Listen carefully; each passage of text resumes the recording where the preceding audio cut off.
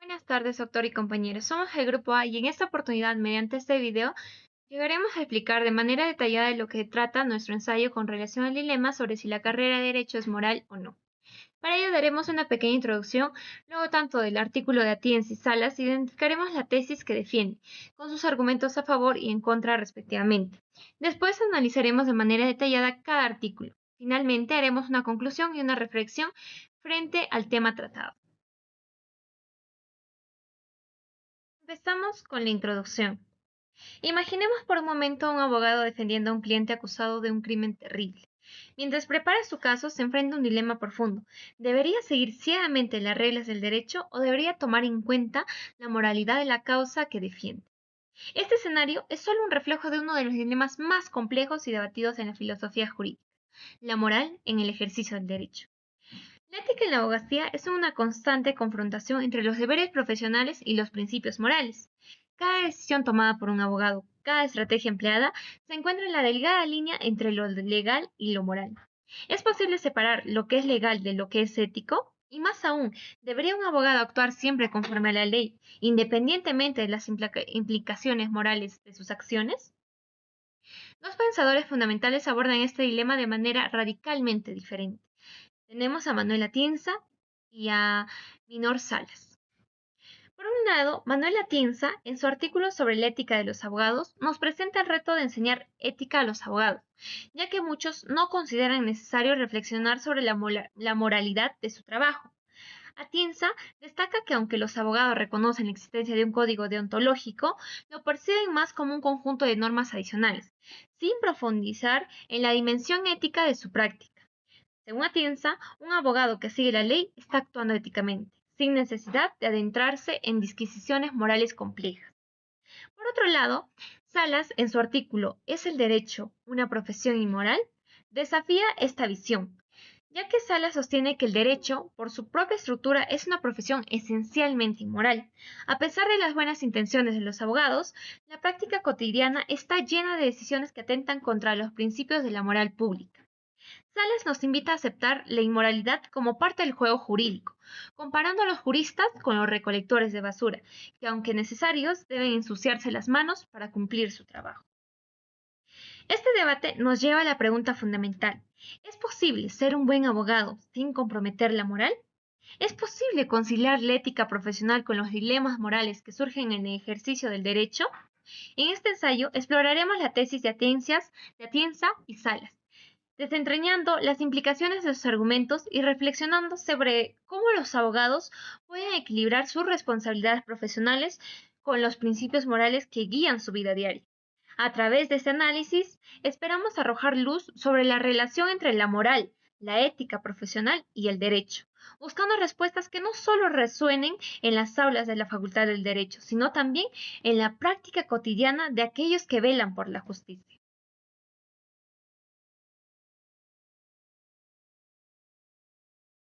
En este apartado reflexionaremos sobre una pregunta provocadora y a la vez interesante. ¿Es el derecho una profesión inmoral? Esta pregunta no es simplemente una crítica, sino una oportunidad para pensar en profundidad sobre lo que significa ser abogado y cuál es nuestra responsabilidad ética en cuanto al ejercicio de esta profesión.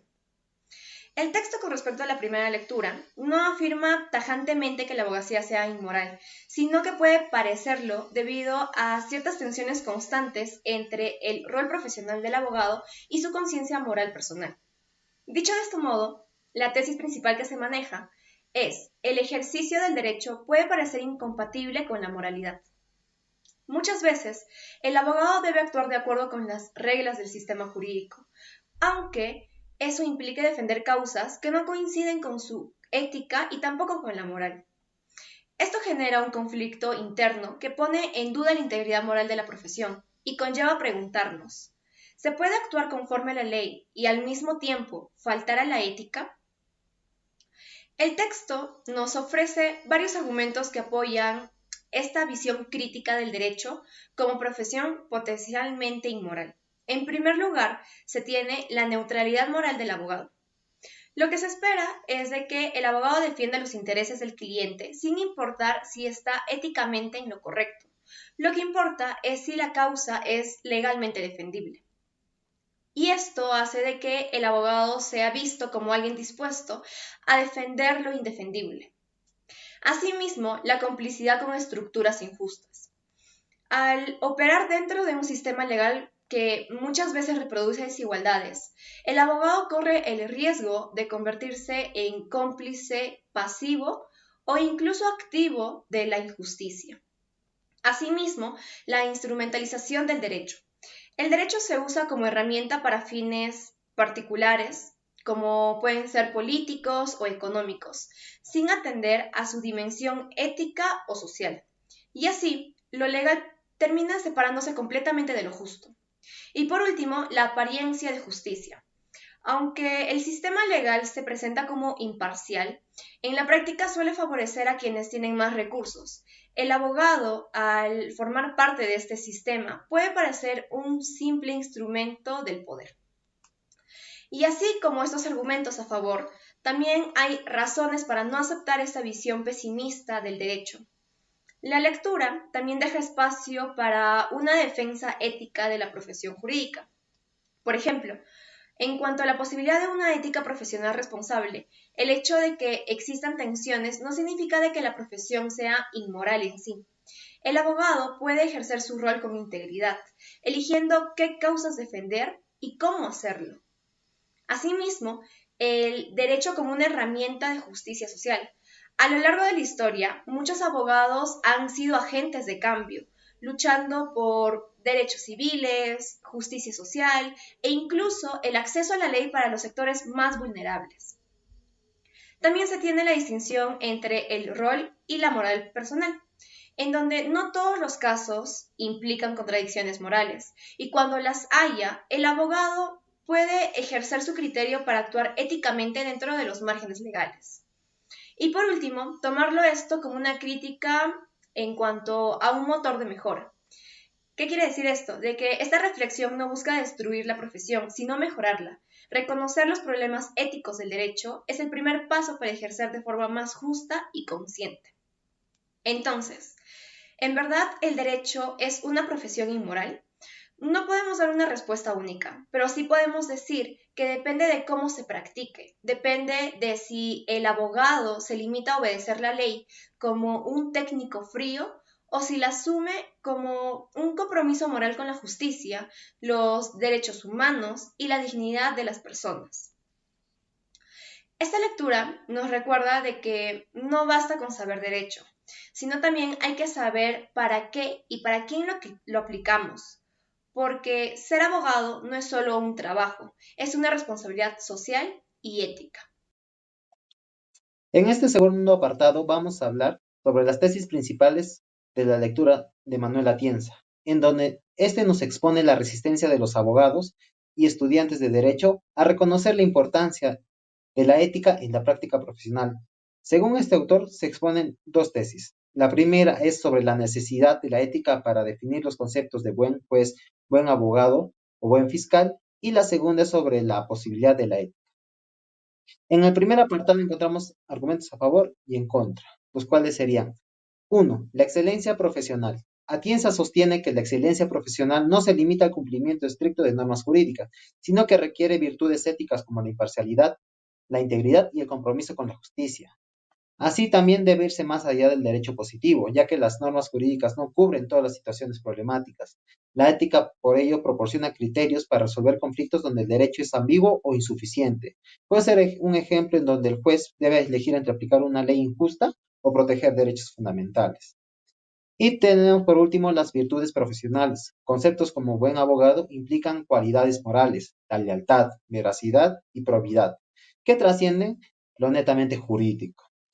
Entre argumentos en contra sobre este positivismo ideológico, encontramos la suficiencia del derecho. Algunos abogados y jueces argumentan que el cumplimiento de normas jurídicas y deontológicas, como puede ser el código profesionales, basta para actuar correctamente, sin necesidad de reflexión moral adicional.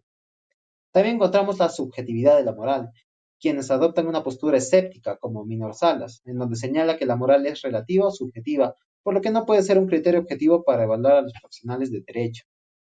Y por último, encontramos un riesgo de arbitrariedad, ya que introducir la ética podría generar discrepancias en la evaluación de conductas, al no haber consenso sobre qué es moralmente correcto.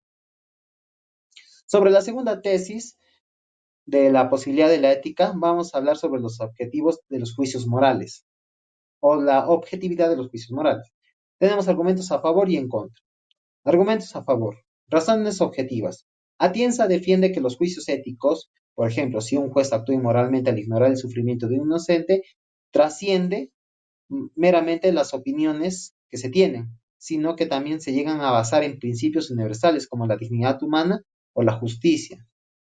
También encontramos una crítica al escepticismo moral, en donde se rechaza la idea de que la moral sea puramente subjetiva.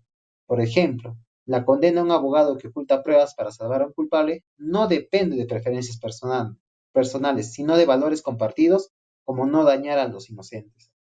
Como ética crítica se distingue entre la moral pública dominante, que esta puede ser prejuiciosa, y una moral reflexiva, basada en razones justificables. Entre los argumentos en contra encontramos el relativismo moral. Autores como Salas o Ferreira señalan que las profesiones jurídicas, como el de derecho, implican acciones que la moral pública consideran inmorales, ya sea, por ejemplo, defender a un culpable usando tecnicismos legales. También tenemos conflictos irresolubles, en donde la naturaleza adversarial del derecho genera dilemas donde no hay posibles soluciones moralmente puras. Por ejemplo, tenemos un secreto profesional versus evitar una injusticia. Esto sugiere que la ética no siempre ofrece respuestas claras. Y por último, tenemos el formalismo jurídico. Algunos juristas argumentan que el derecho debe operar con reglas precisas, no con principios morales, ya que estos son abstractos y puede evitar, justamente con esto se llega a evitar la inseguridad jurídica. Bueno, en la presentación del problema hay algunas dificultades iniciales sobre el análisis de la tesis de la lectura número uno. Bueno, en esta sección introductoria, Milton Salas plantea la cuestión provocadora que da título a su obra ¿Es el derecho una profesión inmoral? El autor, bueno, no busca una respuesta simplista, sino que propone una reflexión crítica sobre la práctica del derecho, cuestionando así sus fundamentos éticos y las tensiones entre la moral personal y la función del abogado dentro del sistema jurídico. También señala que el ejercicio profesional del derecho a menudo se encuentra en una zona ambigua desde el punto de vista moral. Por ejemplo, un abogado puede defender a un culpable, promover intereses injustos o utilizar recursos legales para fines éticamente cuestionables, sin necesariamente violar la ley. Bueno, esto plantea un dilema. Lo legal no siempre es lo justo o lo moral. Entre las dificultades iniciales, el autor destaca cuatro dificultades. La primera es la confusión entre moral y legalidad, que esto lo que lleva a asumir que actuar conforme al derecho es automáticamente actuar de forma ética. Lo segundo es la estructura del sistema jurídico, que puede premiar la eficacia técnica por encima de los principios morales. La formación de los abogados, esta está más orientada a la técnica que a la reflexión ética. Y el rol del abogado como intermediario, que a menudo justifica sus acciones en nombre del deber profesional, eh, incluso cuando contradicen sus convicciones personales. Lo segundo sería, les voy a explicar sobre qué es la primera parte, las inmoralidades jurídicas nacidas de la aplicación del derecho. Bueno, Sala sostiene que el ejercicio práctico del derecho conlleva, por su propia dinámica, una dosis inevitable de inmoralidad.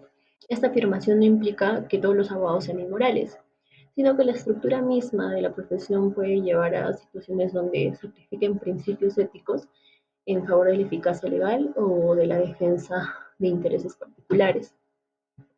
También cuestiona la efectividad de los cursos de ética profesional y los códigos deontológicos, argumentando que éstas se basan en una moral de imperativos rígida y poco adaptable a las complejidades de la práctica legal y que no abordan las verdaderas tensiones éticas que enfrentan los profesionales del derecho en su ejercicio diario.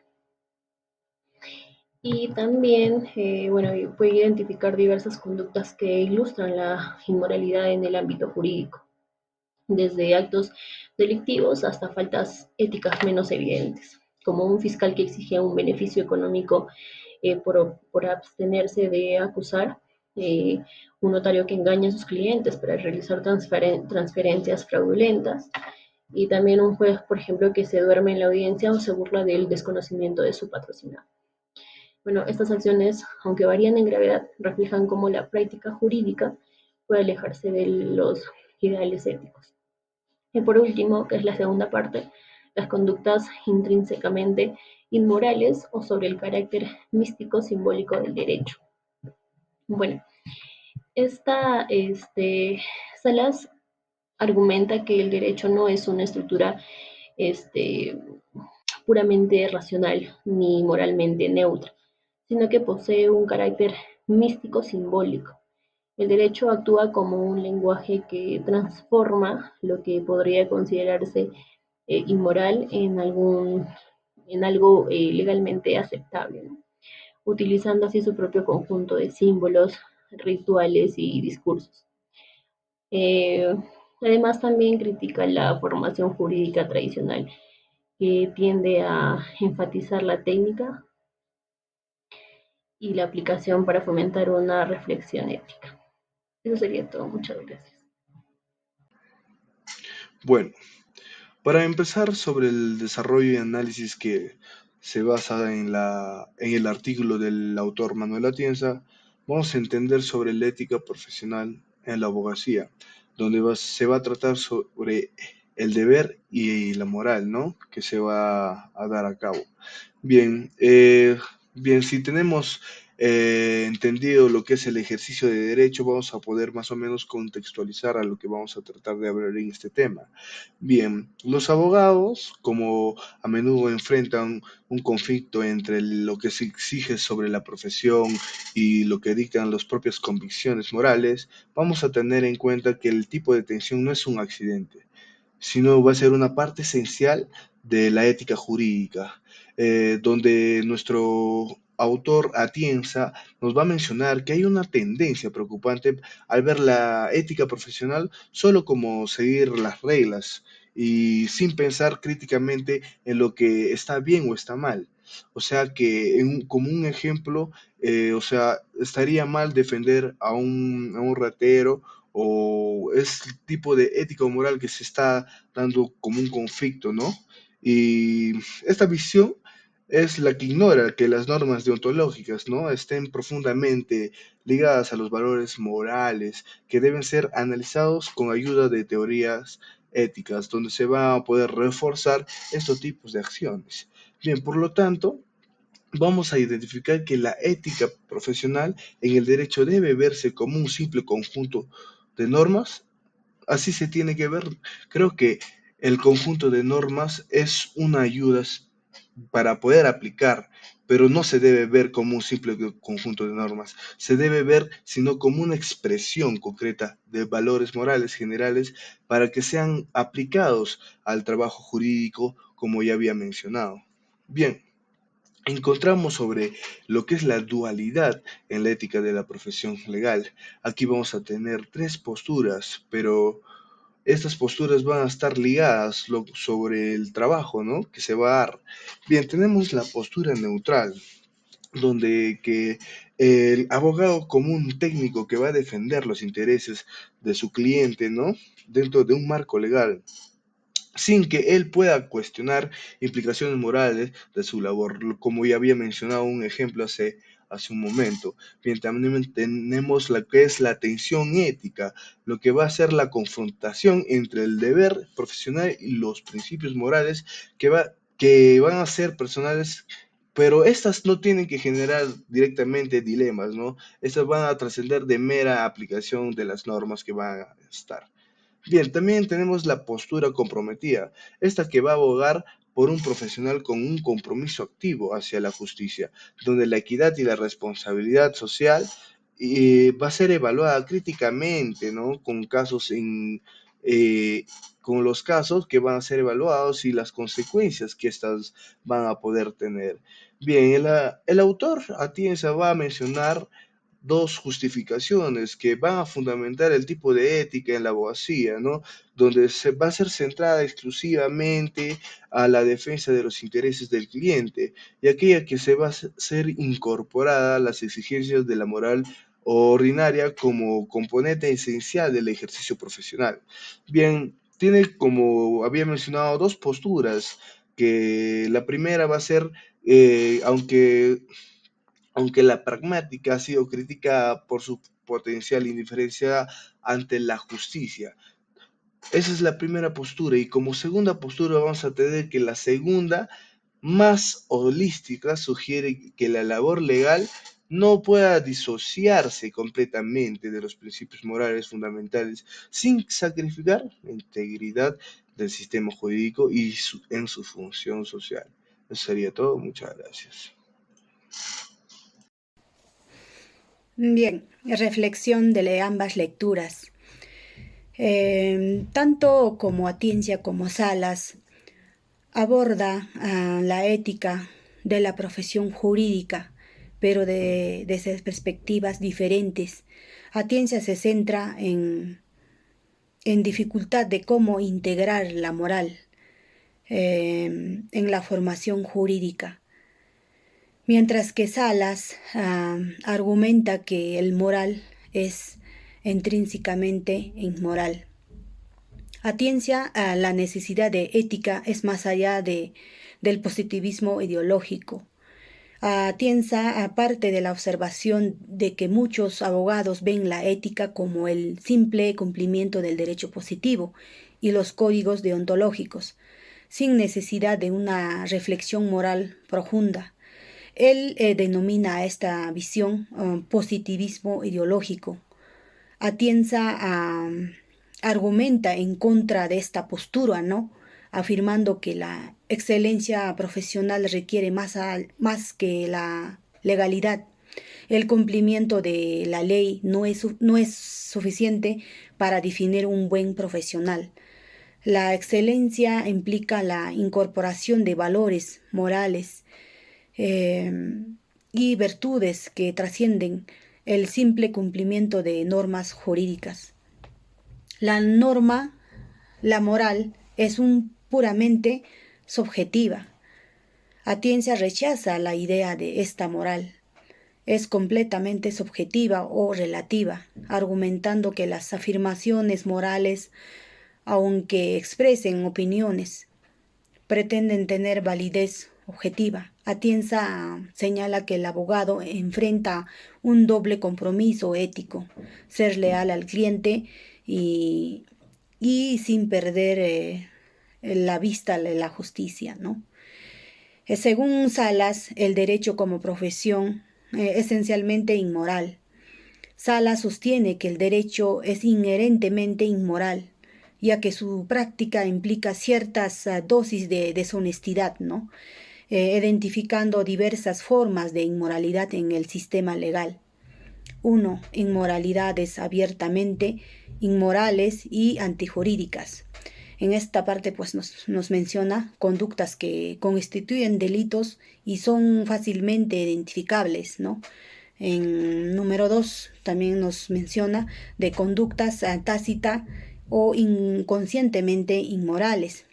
En esta parte también nos menciona las conductas que no son percibidas como inmorales, ¿no? Pero que tras un análisis más profundo no son. Conductas inmorales por su ausencia de controles, como conductas reprochables que no son denunciadas, ¿no? O sancionadas debido a la falta de transparencia y control, ¿no? Inmoralidades intrínsecamente inmorales. La inmoralidades intrínsecas, según Salas, surge al mantener una fachada de justicia y racionalidad, pese a contradicciones en el sistema jurídico, ¿no? Lo que nos menciona el autor.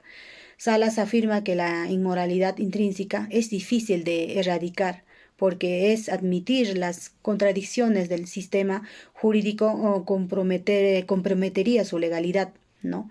Ambas críticas en el positivismo ideológico, pero mientras Atienza apuesta por integrar la moral en la práctica jurídica, ¿no? Salas considera la inmoralidad como inherente al sistema, ¿no?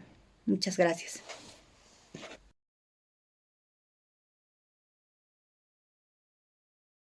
Bien, conclusiones. Después de haber analizado, estudiado ambas lecturas, concluimos que la visión de Manuel Atienza es más conciliadora. Busca un equilibrio entre la lealtad al cliente y la justicia a través del juicio moral del abogado y el diálogo con el cliente. En cambio, la visión de Salas es más radical, enfatizando la inmoralidad inherente al sistema y la dificultad de combatir que exige, según Salas, una cierta dosis de deshonestidad para funcionar eficazmente.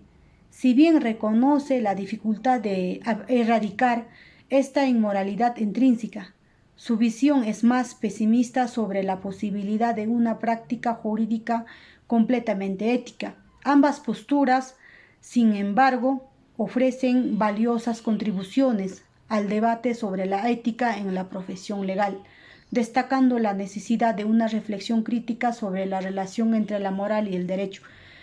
En conclusión, ambos autores cuestionan la visión simplista del positivismo ideológico, pero divergen en sus conclusiones sobre la moralidad inherente a la profesión legal.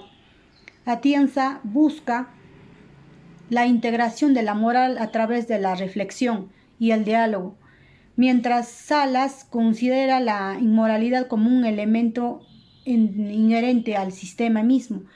Ambos, sin embargo, constituyen un debate crucial sobre la ética y el derecho, destacando la necesidad de una reflexión crítica sobre la compleja relación entre la ley y la moral.